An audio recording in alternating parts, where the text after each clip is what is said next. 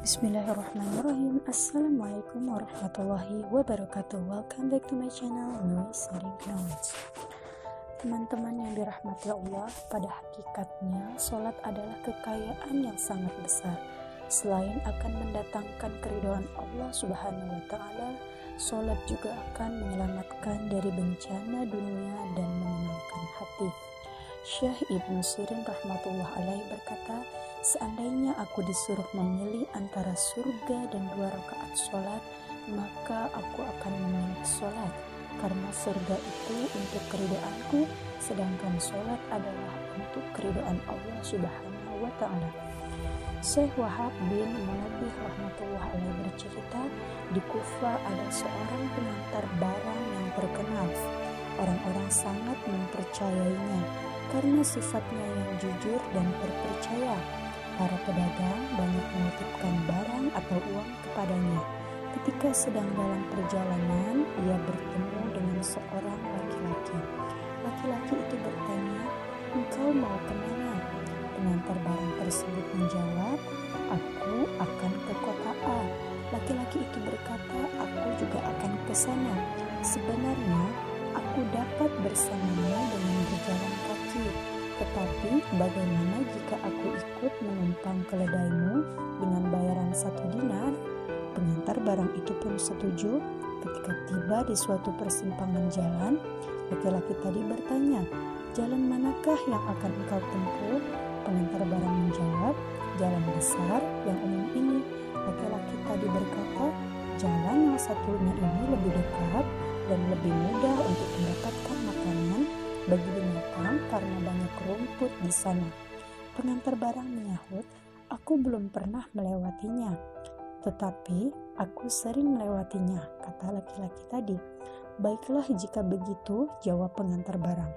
Maka mereka pun menempuh jalan itu.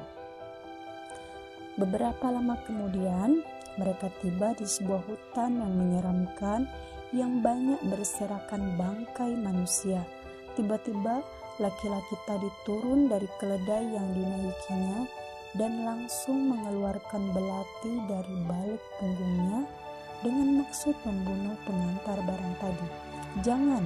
teriak pengantar barang. "Ambillah keledai beserta semua barangnya, karena inilah yang kamu inginkan. Tetapi jangan bunuh aku." Laki-laki tadi tidak memperdulikan tawaran tersebut. Malah ia bersumpah, "Pertama, aku akan membunuhmu. Kemudian, aku akan mengambil semua barangmu." Pengantar barang merengek-rengek, namun si laki-laki tersebut tidak memperdulikannya sama sekali. Akhirnya, pengantar barang berucap, "Baik, izinkanlah aku sholat 2 rakaat untuk terakhir kalinya." Sambil tertawa, laki-laki itu mengabulkan permintaan pengantar barang dan berkata, "Silahkan, cepatlah sholat." Mereka yang mati ini pun telah meminta hal yang sama, tetapi sholat mereka tidak menolong mereka sedikit pun. Segera pengantar barang itu sholat, tetapi setelah membaca Al-Fatihah, dia tidak dapat mengingat 1 surah pun. Sementara laki-laki zalim itu menunggu sambil terus berteriak, "Cepat, selesaikan sholatmu." Tanpa sengaja terbaca oleh lidah si pengantar barang tersebut, yaitu ayat sebagai berikut. Bismillahirrahmanirrahim. "Amman yujibul muttarra idza da'ahu wa yakshifus su'." Yang artinya, siapakah yang memperkenankan doa orang yang dalam keadaan terjepit bila ia berdoa kepadanya, dan siapakah yang akan menghilangkan kesusahan-kesusahan? Quran ini terdapat di surah Quran surah An-Naml ayat 62. Pengantar barang tersebut membacanya berulang-ulang sambil menangis.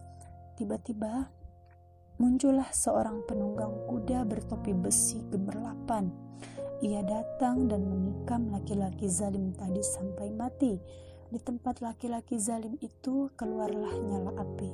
Pengantar barang tadi langsung bersujud syukur kehadirat Allah Subhanahu wa Ta'ala. Kemudian ia lari ke penunggang kuda tadi dan bertanya, "Siapakah engkau dan bagaimana engkau bisa datang kemari?" Ia penunggang kuda menjawab, "Aku adalah hamba Allah yang ditugaskan untuk menolong siapa saja yang membaca ayat ini. Kini engkau aman dan dapat pergi kemanapun kamu suka." Setelah berkata demikian, penunggang kuda itu pun pergi dan lenyap.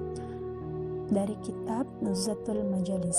Pada hakikatnya ya teman-teman, baginda Rasulullah SAW juga bersabda, yang paling pantas dicemburui adalah seorang muslim yang ringan beban hidupnya atau urusan keluarganya tidak memberatkannya, banyak melakukan sholat, rela menerima rezeki apa adanya, qanaah, sabar atas segala keadaannya, beribadah kepada Allah Subhanahu wa Ta'ala dengan sebaik-baiknya, tidak terkenal, cepat mati, warisannya sedikit dan tidak banyak orang yang menangisinya. Ini terdapat dari kitab Jami'us Shaghir. Baginda Rasulullah SAW juga bersabda, "Perbanyaklah sholat sunnah di rumahmu agar kebaikan rumahmu bertambah." Dari kitab Jami'us Shaghir. Nah teman-teman, itulah tadi cerita dari Syekh Wahab bin Mundabih rahmatullah ya teman-teman.